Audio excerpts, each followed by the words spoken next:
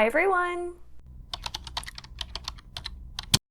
Welcome back to my channel. Today I am doing my ultimate recommendation list of summer thriller, horror, and mystery reads. So if you are looking to get spooked this summer or be on the edge of your seat, I think these are all fantastic books to put you in that summery mood. So I'm gonna go ahead and leave some chapters down below of like thrillers versus mysteries versus horrors. So if there's a specific genre you're looking for, I'll make sure you can skip to that. So let's kick this off with my thriller recommendations. And the first one I have for that is Reckless Girls by Rachel Hawkins.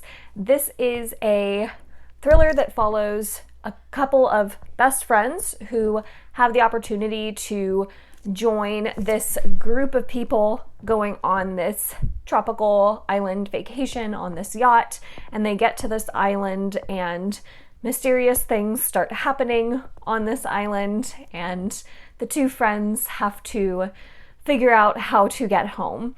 And I thought while I was reading this very often of the TV show Lost. If anyone is familiar with that TV show from like, what is it, 10 years ago now? I loved that show.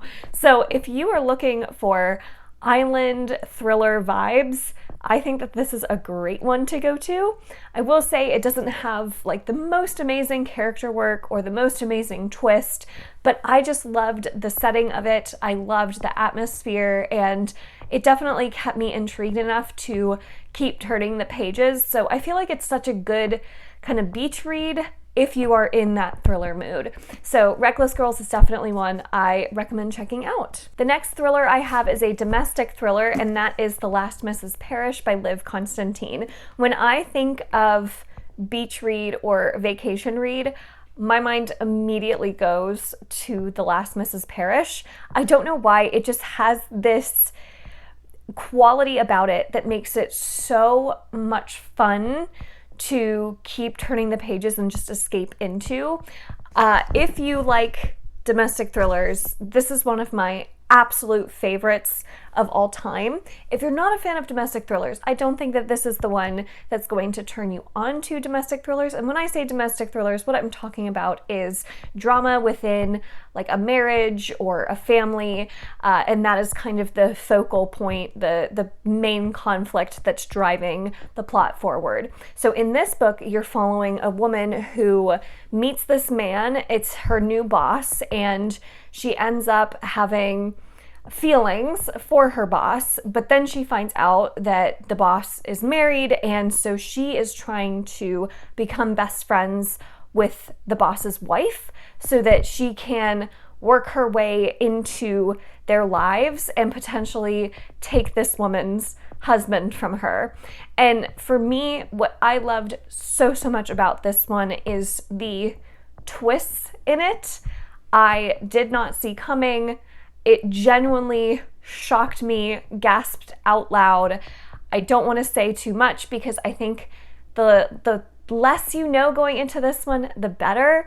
But I just remember my first time reading this being so astounded by the twist and the direction it went in. And I loved it for that reason. So this is just such a fun one. If you're looking for a twisty domestic thriller, please look no further than The Last Mrs Parish. The next thriller I have is The Dry by Jane Harper. So this one is a little bit more of a mystery thriller because you are following a detective named Erin Falk who is essentially trying to work a case where this really horrible tragedy happens at the very beginning of the book, where this family ends up being murdered. And so it is very much a small town feel where everyone's a suspect. It's a whodunit kind of situation where Erin Falk is trying to interview all of these different suspects, connect the dots, and try to get to the bottom of this murder. And the reason I'm putting it on my summer recommendations is because what I love so much about Jane Harper's writing is the way she makes you feel so much like you are in the setting with the characters. She is an Australian author, so all of her books take place in Australia, and for this one you're like basically in the Australian like outback almost, where everything is so dry and desolate and you can just feel the heat while you're reading this book. It's so vivid, the settings and the descriptions. It's so expertly written, in my opinion. I love Jane Harper's writing for that reason, and I really was genuinely surprised by the turns that this one took. Did not see it coming, so I really love The Dry. I love all of Jane Harper's books that I've read so far, but I think The Dry is my favorite. And again, that summer feeling where you feel the heat with these characters, that is what I get from this one. So I definitely think if you're gonna read it, it's a good one for the summertime. The next thriller I have is All the Missing Girls by Megan Miranda. This is one that is so unique because the pitch behind it is that it is similar to the movie Memento. If anyone has seen that movie, you will know that the movie is told backwards. So you start from the end and you're moving backwards in time to figure out how that ending happened. So it's the same kind of storytelling structure in All the Missing Girls, where you start with the big ending and you're working your way backwards. And at first, it's quite confusing, it's quite jarring, and it takes a second to get oriented. And at times you may be asking, why is Megan Miranda writing it like this? But eventually, the way she makes it all come together at the end, there is a moment of just an epiphany of like, oh my gosh, this is why she told the story in this way. And it is so clever. It's so well written. I loved it. And I will say that the reason it's on the summer recommendations is it definitely has very much a small town vibe where you are following a character who moved away from this small town as an adult, but when her father becomes sick, she has to leave her new life that she loves in this big city and come back to the small town she grew up in. And one of the big reasons why she never wanted to return to this small town was 10 years ago, her best friend had disappeared and that case was never solved. And when she gets back to the small town this time around, another girl has now disappeared. And so everyone in the town is a suspect. So it's kind of like The Dry, where it's small town vibe. You're trying to figure out who done it. And just the clever twist of it being told backwards really made it stand out as something so unique and different. And unlike any other thriller I've read, so I had to recommend it here. It's a fun one. Finally, the last thriller recommendation I have is The Last Time I Lied by Riley Sager. Now, I will say, quick caveat here, The Last Time I Lied is my least favorite Riley Sager so far. I've read 4 of his books, and even though this one is my least favorite, I will say I still really enjoyed it. I still overall gave it 3.5 stars, and I gotta say the ending of this one, excellent, immaculate, mwah. But getting to the ending wasn't my absolute favorite reading experience. But the reason I'm putting it on this list, the setting is a camp. This group of friends attended this camp years ago, and one of them went missing, and now they have the opportunity to go back to that camp and try to figure out what happened. And again, if you ever have attended a summer camp, it's very reminiscent of that. I love that kind of summer camp setting of this thriller, and it truly did keep me guessing up until the very, very last page. And there's like a double twist in this one that I loved, where you think you get what is the final twist and then you get a little something extra, which I loved. So this is one that the journey getting there, not my absolute favorite, but the ending really did make it worth it, and it did have a fantastic setting that really brought me back to like summer camp days. Those are all of the thriller recommendations I have. I only have 2 mystery recommendations, so let me get those out of the way and then we'll shift to horror. So my 2 mysteries, Finley, Donovan is Killing It by El Casimano. This is one that is very hyped all across the community. I've seen a lot of people talk about it, and for a good reason. I think it's a lot of fun. It is truly a wild ride of a mystery where you're following Finley Donovan, who is a single mother. She's having a really tough go of it. She is a writer, she's an author, and she writes these like romantic suspense novels. And so she's sitting with her agent one day at a Panera, and she's pitching the idea for her new romantic suspense novel, talking about how she's going to kill off one of the characters, and someone overhears her and accidentally assumes that she is a hit woman. So essentially hires her as a hit woman to take out her husband. And it is truly a wild ride from start to finish. Some of this stuff in here is so over the top that you really do have to suspend your disbelief quite a bit. But if you're just looking for a really fun time, a really quick read, something fun to escape into, this is a really great one. And I love that her as like a mother, that was something that felt very relatable at times. I had a lot of fun with it. It's not my favorite, but I had a lot of fun with it. So it is a great one for the summertime. And then I also have Death on the Nile by Agatha Christie, which is a fantastic summertime Agatha Christie novel because the entire book is set on this big boat on the Nile River during this very fancy, lavish event. And the main woman ends up being murdered, so everyone is a suspect. It's a Hercule Poirot mystery. I love these types of whodunit mysteries, and Agatha Christie does them to perfection. The one thing I will say, I actually guessed the twist pretty early on in this one. That was the only reason it's not like a 5-star favorite of mine from Agatha Christie. I actually managed to like figure out whodunit very early. I was very proud of myself because I never figure things out.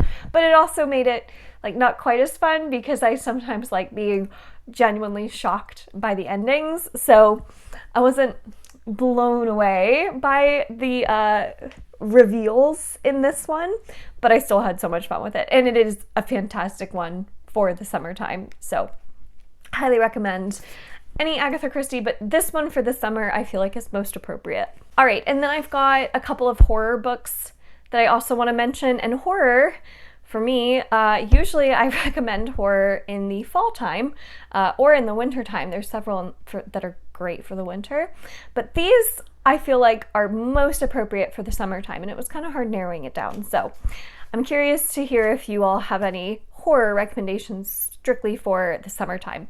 Mine are going to start with The Southern Book Club's Guide to Slaying Vampires by Grady Hendrix. This is a very popular horror novel and horror author, and I love Grady Hendrix. His style of campy horror may not work for everyone. It's almost like it's got this like humorous tone to it. So this particular book follows a group of women who get together every week and discuss book club. And one day, a new man moves into their neighborhood, and he ends up being a vampire. So they have to come together to try to figure out how to out this guy as a vampire and kill him.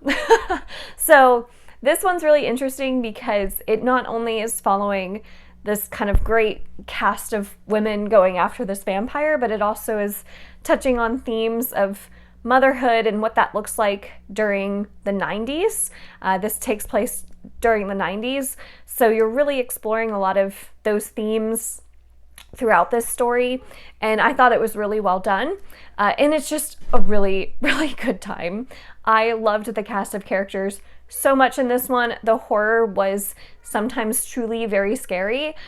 So if you're looking for what feels like a really great horror novel to escape into during the summertime, I think that this one has kind of a lighthearted tone to it a little bit, where it's not super heavy and dark, but it also does tackle some really interesting themes and has some great scare moments. So I love this one, highly recommend. I also have the Sundown Motel by Simone St. James, and this is one that I struggle to put it in like thriller versus horror. I'm gonna kind of put it right in the middle, so it could have gone in the thriller section as well, but this one is a paranormal thriller. So you're following a dual timeline where one timeline is showing you present day, where a niece is trying to discover what happened to her aunt all these years ago who went missing after staying at the Sundown Motel. So the niece character